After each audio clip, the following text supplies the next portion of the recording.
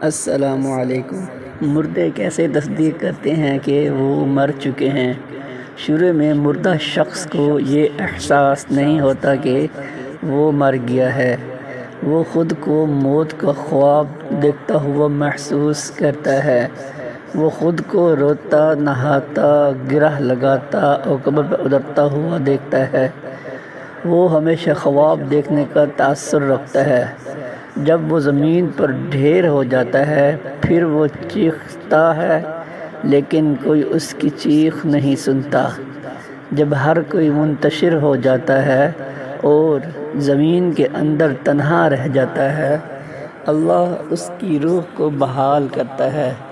وہ آنکھیں کھولتا ہے اور اپنے برے خواب سے جاگتا ہے۔ پہلے تو وہ شخص اور شکر گزار ہوتا ہے کہ جس سے وہ گزر رہا تھا وہ صرف ایک ڈرانا خواب تھا، اور اب وہ اپنی نیند سے بیدار ہے۔ پھر وہ اپنے جسم کو چھونے لگتا ہے جو کپڑے میں لپٹا ہوا ہے۔ خود سے حیرت سے سوال کرتا ہے، میری قمیض کہاں ہے؟ میں کہاں ہوں؟ یہ جگہ کہاں ہے؟ ہر طرف اندھیرا ہی اندھیرا کیوں ہے؟ میں یہاں کیا کر رہا ہوں؟ پھر اسے احساس ہونے لگتا ہے کہ وہ زیر زمین ہے اور جو کچھ وہ محسوس کر رہا ہے وہ خواب نہیں۔ اسے احساس ہوتا ہے کہ وہ واقعی مر گیا ہے۔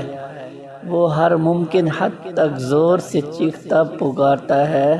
اس کے رشتہ دار جو اس کے مطابق اسے بچا سکتے تھے اسے کوئی جواب نہیں دیتا۔ وہ پھر یاد کرتا ہے کہ اس وقت اللہ ہی واحد امید ہے اور اس کے لیے روتا ہے اور اس سے معافی مانگتے ہوئے اس سے التجا کرتا ہے، یا اللہ مجھے معاف کر دے۔ یا اللہ، وہ ایک ناقابل یقین خوف سے چیختا ہے جو اس نے اپنی زندگی کے دوران پہلے کبھی محسوس نہیں کیا تھا۔ اگر وہ ایک اچھا انسان ہے تو مسکراتے ہوئے چہرے والے دو فرشتے اسے تسلی دینے کے لیے بیٹھ جائیں گے، پھر اس کی بہترین خدمت کریں گے۔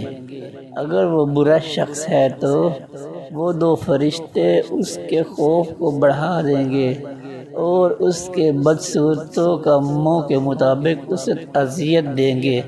اے اللہ، میرے اور میرے ماں باپ، بیوی، بچوں اور میرے خاندان اور دوستوں کے گناہ معاف فرما اور ہمیں ایمان پر موت نصیب فرما۔ آمین۔